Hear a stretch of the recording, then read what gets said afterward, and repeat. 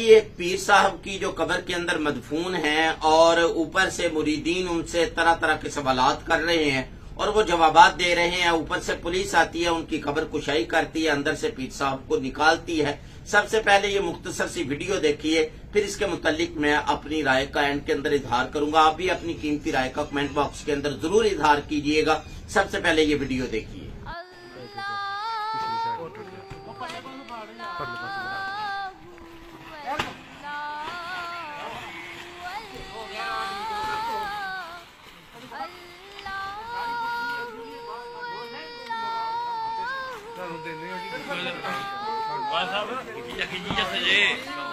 Material یار نہ کرو اس طرح.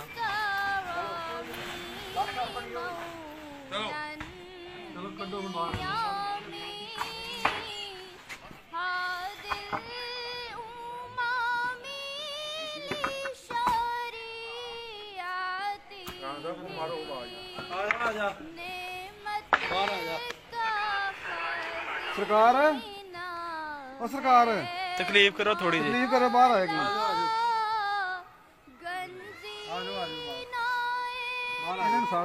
سرکار آؤ، یہ سرکار بلا رہے ہیں، آؤ پھر تر جائے ہو، پھر ٹر جاؤ. آؤ پھر آئیے. سانو کوئی اعتراض کو نہیں. چلو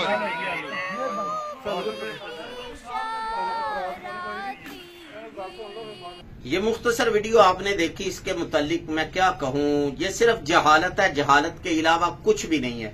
پیر صاحب کو بھی شاید شریعت کا صحیح علم نہیں ہے، اور جو مریدین ہیں جنہوں نے پکڑ کر قبر کے اندر ان کو دفن کر دیا اور پھر یہ ساری شوبدہ بازی انہوں نے شروع کی، ان کو شاید معلوم نہیں ہے کہ اس سے اللہ کا قرب حاصل نہیں ہوتا. قرب اللہ تعالیٰ کا حاصل کرنا ہے تو اللہ تعالیٰ نے قرآن مجید کے اندر سورہ حجرات کے اندر واضح طور پر بیان کیا، ان اکرمکم عند اللہ اتقاکم. اللہ کے ہاں سب سے زیادہ معزز وہ ہے، محترم وہ ہے، عزت والا وہ ہے جو تقوی والا ہے. اور تقوی اختیار کرے، جو قرآن و سنت کے اعمال ہیں ان کو اپنائے. اس طرح قبر کے اندر دفن ہونا، چیڈے کاٹنے سے تھوڑا اللہ تعالیٰ کا قرب حاصل ہوتا ہے. اللہ تعالیٰ ہم سب کو ہدایت دے. لیکن لوگ بھی جو ہیں ان کی جہالت کی انتہا ہے. وہ جب تک کوئی اس طرح کی شوبدہ بازیاں نہ دکھائے اس وقت تک اس کو پہنچی ہوئی سرکار نہیں مانتے. تو یہ بھی اپنے آپ کو پہنچا ہوا ثابت کرنے کے لیے کہ لوگ بھی ان کو کہیں کہ یہ بڑے پہنچے ہوئے ہیں، یہ ساری حرکات کی. لیکن ذہن میں رکھ لیجیے، جو بھی عمل خواب یہ تو شریعت کے مطابق نہیں ہے، کوئی شریعت کے مطابق عمل کیوں نہ ہو. نماز ہے، روزہ ہے، حج ہے، زکات. اگر کوئی اپنے آپ کو کچھ ثابت کرنے کے لیے کہ میں بڑا ہوں، میں بڑا ہوں، میں نمازی، میں فلاں فلاں یہ کرتا ہے تو کل قیامت والے دن اللہ تعالیٰ منہ پر دے ماریں گے کہ میرے لیے نہیں کیا، لوگوں کے لیے کیا تھا. تو اس لیے لوگ تو کبھی بھی پیر صاحب کسی صورت کے اندر راضی نہیں ہو سکتے. آپ تو 40 دن کیا ہمیشہ کے لیے دفن بھی ہو جائے، لوگ آپ سے خوش نہیں ہوں گے. آپ کھانا پینا چھوڑ دیں، لوگ خوش نہیں ہوں گے.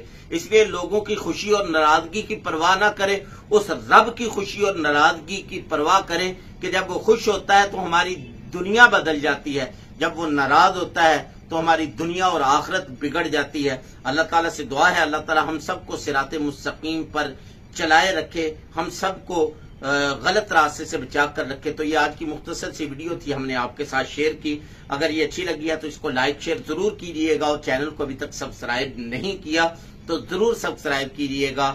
اللہ نگہبان. السلام علیکم ورحمۃ اللہ.